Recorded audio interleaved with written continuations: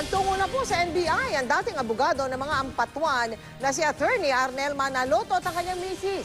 Sila po yung sinasabing nagmamay-ari ng notebook kung saan ay nakasulat ang mga umano'y nasuhulan kaugnay sa Maguindanao Massacre case.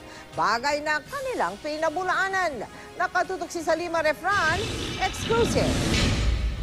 Humarap na sa National Bureau of Investigation si Attorney Arnel Manaloto at ang asawang si Jenilyn. 4 na oras na kwenestyon ng mag-asawa sa isyu ng suhulan kaugnay sa Maguindanao Massacre case. Si Manaloto ay dating abogado ng mga ampatuan. Itinuro ang mag-asawa ng informant na si Jeremy Hoson na may alam daw sa kontrobersyal na notebook kung saan nakasulat daw ang mga taong sinuhulan at gustong suhulan ng mga ampatuan para humina ang kaso laban sa kanila. Ayaw pa magsalita ni Attorney Manaloto, kaya ang asawa nito nagsalita. Ayon kay Hoson, sulat kamay ni Jenilyn ang mga pangalan sa notebook. In God's name, hindi po sa akin yan. Hindi ko po sulat yan. Wala po akong kinalaman dyan. And I can prove that. Kami ay willing na mag-undergo ng lahat ng klaseng forensic examination before the NBI para lang mapatunayan na inosente sila at wala silang kinalaman doon sa notebook at lalo na doon sa mga issue about bribery.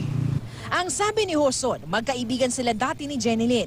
Ipinagkatiwala daw ni Jenilyn kay Hoson ang notebook na ipinatago naman daw ni Hoson sa kanyang abogado.